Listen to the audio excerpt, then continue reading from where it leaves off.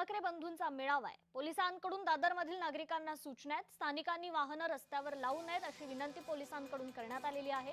विजयी रॅलीत मोठ्या संख्येने विद्यार्थी जमणार आहेत। उद्धव ठाकरे आणि राज ठाकरे यांच्याबरोबर अनेक राजकीय पक्ष देखील या आंदोलनात सहभागी होतील।